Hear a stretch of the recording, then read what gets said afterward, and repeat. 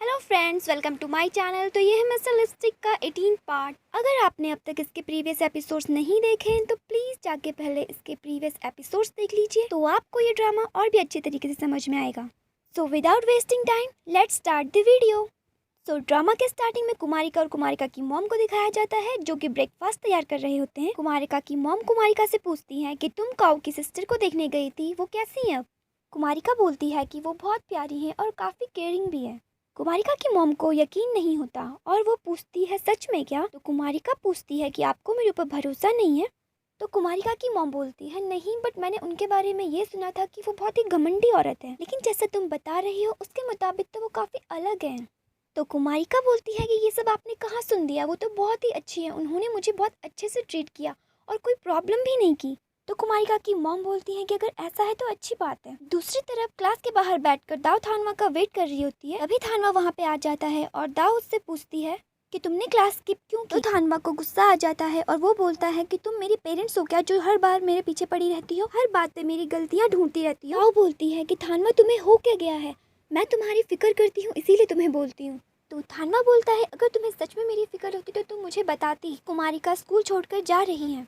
थानवा की बात सुनकर दाव को गुस्सा आ जाता है और वो उससे बोलती है कि तुम्हारे लिए मिस कुमारिका इतनी इंपॉर्टेंट क्यों है? तो थानवा दाव से कहता है कि तुम तो जानती हो ना कि मैं मिस कुमारिका से कितना प्यार करता हूँ, तुम ये बात कभी नहीं समझ सकती। तो दाव थानवा से कहती है कि अगर तुम्हें मैं नहीं समझ सकती तो कोई भी नहीं समझ सकता। और दाव थानवा को गुस्से में नोटबुक पकड़ाती है और बोलती है कि ये लो आज के नोट्स, और अगर फेल नहीं होना तो अच्छे से पढ़ लेना इन्हें। और ऐसा कहकर दाव वहाँ पर से गुस्से में चली जाती है। दाव के जाने के बाद थानवा सोचता है कि दाव सिर्फ उसे डराने के लिए ये सब कह रही है। तो दूसरी तरफ काव कुमारिका के डैड के साथ बैठ कुमारिका को लेकर अपने दिल की फीलिंग्स उन्हें बताता है।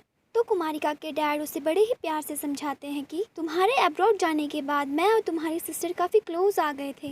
उसके कुछ टाइम बाद मेरी शादी कुमारिका की मॉम के साथ हो गई, इसलिए वो शायद मुझसे नाराज़ है, और जैसे कि तुम जानते ही हो कि वो कुमारिका को बिल्कुल भी पसंद नहीं करती। तो काऊ उन्हें कन्विंस करते हुए बोलता है कि मुझे नहीं लगता मेरी सिस्टर को हम दोनों के रिलेशन से कोई भी प्रॉब्लम होगी, आप मुझ पे भरोसा कर सकते हैं। तो कुमारिका के डैड बोलते हैं कि मुझे तुम पे पूरा भरोसा है कि तुम अपनी सिस्टर को भी कन्विंस कर लो। थोड़ी देर बाद कुमारिका के घर के बाहर काऊ उसका वेट कर रहा होता है। अभी वहाँ पर कुमारिका काऊ के लिए स्वीट्स लेकर आ जाती है, लेकिन काऊ कुमारिका के डैड की बातें सुनकर बहुत परेशान हो जाता है। कुमारिका जैसे ही कुछ बोलने वाली होती है, काऊ कुमारिका को कस के गले लगा लेता है। ये सब देखकर कुमारिका को बहुत ही अच्छा लगता है, फिर वो भी उसको गले लगा लेती है।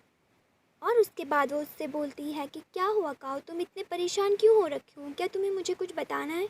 तो काऊ उससे बोलता है कि अभी तो नहीं, लेकिन टाइम आने पे तुम्हें सब कुछ बताऊंगा, लेकिन फ़िलहाल के लिए मुझे तुमसे गले मिलकर बहुत अच्छा लग रहा है। उसके बाद कुमारिका उससे बोलती है कि तुम्हें अगर मुझे अभी कुछ बताना है तो तुम बता सकती हो, वैसे भी तुम्हें पता है कि मैं सीक्रेट्स कितने अच्छे से छुपा के रखती हूँ। उसके बाद काऊ कुमारिका का हाथ पकड़ता है और उससे कहता है कि टाइम आने पर मैं तुम्हें सब कुछ बताऊंगा और तुम मुझे कितना अच्छे से समझती हो। उसके बाद काऊ अपनी कार में बैठकर चले जाता है। तभी वहाँ पे कुमारिका के दोनों भाई आ जाते हैं और इस बार वो उसको कुछ भी नहीं बोलते। दूसरी तरफ काऊ की बहन की सर्वेंट उसे मेडिसिन देने जाती है, लेकिन काऊ की बहन मेडिसिन लेने से मना कर देती है। तो काऊ की बहन की सर्वेंट उससे बोलती है कि अगर आप मेडिसिन नहीं लोगे तो आपकी तबीयत ज़्यादा खराब हो जाएगी। तो काऊ की बहन उससे बोलती है कि तुम्हें मेरी फिक्र करने की कोई ज़रूरत नहीं है, ये सब छोड़ो, तुम मुझे ये बताओ कि काऊ का कॉल आया और वो यहाँ कब आ रहा है? तो उसकी सर्वेंट बोलती है कि हाँ, उनका कॉल आया था और उन्होंने कहा कि वो यहाँ दिन तक आएंगे, लेकिन उनके साथ मिस कुमारिका भी आएंगी। ये सब सुनने के बाद काऊ की बहन को बहुत गुस्सा आता है और वो अपने सर्वेंट से बोलती है कि क्यों, कुमारिका यहाँ पर क्यों आएंगी, उसकी यहाँ पे कोई ज़रूरत नहीं है। तो उसकी सर्वेंट बोलती है प्लीज़ आप इतना गुस्सा मत करिए, काऊ ने मुझे आपका ख्याल रखने के लिए बोला है क्योंकि वो आपकी बहुत फिक्र करते हैं।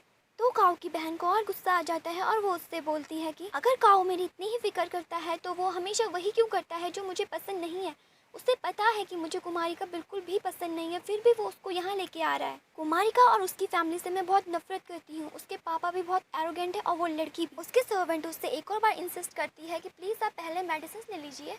काऊ की बहन को और ज़्यादा गुस्सा आ जाता है और वो उसके ऊपर चिल्ला के उससे बोलती है कि तुम यहाँ पर से जाओ, मुझे तुम्हारी ज़रूरत नहीं है। काऊ की बहन को इतना गुस्से में देखकर उसकी सर्वेंट वहाँ पर से चुपचाप से चली जाती है। उसके सर्वेंट के जाने के बाद वो खुद से ही बोलती है कि कुमारिका और कुमारिका के डैड दोनों ही एक जैसे हैं, उन्हें दूसरों की फीलिंग से कोई मतलब नहीं है, दोनों के दोनों धोखेबाज है। और दुनिया में इतनी सारी लड़कियाँ हैं, लेकिन काऊ को सिर्फ कुमारिका के पीछे जाना है। कहाँ मेरा भाई इतना परफेक्ट, और वो कुमारिका तो काऊ के सामने कहीं भी स्टैंड नहीं करती। अगले सीन में काओ की सर्वेंट अपने कुक से बोलती है कि काओ की बहन तो ना मेडिसिन लेने के लिए तैयार हो रही है, ना ही डॉक्टर के पास जाने के लिए तैयार हो रही है। ऐसे में तो उनकी तबीयत और ख़राब हो जाएगी। मुझे तो ऐसा लग रहा है कि वो ये सब अपनी ज़िद मनवाने के लिए कर रही है। जब वो ये सब बातें कर रहे होते हैं तो कुछ ही दूर से वे उनकी ये सब बातें सुन लेती है और उसे बहुत अच्छा लगता है और मुस्कुराते हुए अपने थोड़ी देर पहले किए हुए कारनामे को याद करने लगती है। जब काओ की सर्वेंट उसकी बहन को दवाई देने जाती है, लेकिन वहाँ पर वे आ जाती है और वो उसकी सर्वेंट को बड़ी ही चालाकी से कहीं भेज देती है। काओ के सर्वेंट के जाने के बाद वो फटाफट से वो दवाइयाँ एक्सचेंज कर देती है और उसकी सिस्टर की सही दवाइयों की जगह गलत दवाई रख देती है। फिर वो उसे वहाँ पे चुपचाप वैसे ही रख के वहाँ पर से चली जाती है। ये सब सोचने के बाद फाइनली वे काओ के सर्वेंट्स के पास जाती है और बड़ी ही भोली बनकर उन दोनों से ये पूछती है कि काओ की सिस्टर की तबीयत अब ठीक है ना, उनकी तबीयत और ज़्यादा ख़राब तो नहीं हो गई। काओ की सर्वेंट बोलती है कि मैंने बहुत कोशिश की लेकिन वो दवाई नहीं ले रही है। वे उसे डांटते हुए बोलती है कि कैसी सर्वेंट हो तुम, काओ ने तुम्हें रिस्पॉन्सिबिलिटी दी है ना उनकी हेल्थ की, तो तुम्हें उनका ख्याल रखना चाहिए। अगर वो दवाई नहीं ले रही है तो तुम्हें उन्हें फोर्स करके खिलानी चाहिए। तो उसकी सर्वेंट बोलती है कि हमसे जितनी कोशिश हो सकती थी हमने कर ली, आप खुद ही करके देख लीजिए। अब वे उन्हें ताना मारते हुए कहती है कि अगर इतना छोटा काम भी मुझे करना पड़े तो तुम जैसे छोटे सर्वेंट्स का क्या काम। तो काओ की सर्वेंट बोलती है कि काओ की सिस्टर की तबीयत अभी ठीक नहीं है, इसलिए उन्हें रेस्ट की ज़रूरत है। वे उनसे बोलती है कि मुझे डॉक्यूमेंट साइन करवाने हैं और अपनी जॉब करने के लिए मुझे तुम जैसे सर्वेंट्स की परमिशन की ज़रूरत नहीं है। ऐसा कहकर वो काओ की बहन के रूम में चली जाती है। काओ की बहन अपने रूम में लेटकर आराम कर रही होती है, तभी वहाँ पर वे पहुँच जाती है। वे उनसे उनकी तबीयत के बारे में पूछती है और फिर उन्हें कुछ डॉक्यूमेंट्स देकर बोलती है कि मुझे उन डॉक्यूमेंट्स पे आपके सिग्नेचर चाहिए। तो काओ की सिस्टर वो डॉक्यूमेंट्स पढ़ने लग जाती है, तभी वे बड़ी ही चालाकी से उसके पीछे रखे पानी के गिलास में नींद की दवाइयाँ मिला देती है। काओ की बहन उन डॉक्यूमेंट्स को पढ़ ही रही होती है कि तभी वे उन्हें मेडिसिन खाने को बोलती है। काओ की बहन बोलती है कि मैं तुम्हें कैसे बताऊं, मैं इन दवाइयों से ठीक नहीं होंगी, मैं तभी ठीक होंगी जब काओ कुमारिका से दूर हो जाएगा। काओ की बहन की ये सब बातें सुनकर वे बहुत खुश हो जाती है। वे बोलती है कि फ़िलहाल तो आपको ये दवाइयाँ ही लेनी पड़ेगी। वे की इतनी ज़िद करने के बाद काओ की बहन दवाइयाँ ले लेती है।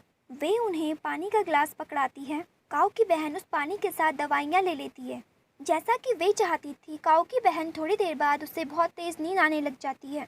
तभी वे उन डॉक्यूमेंट्स में काओ की बहन से साइन करवा लेती है।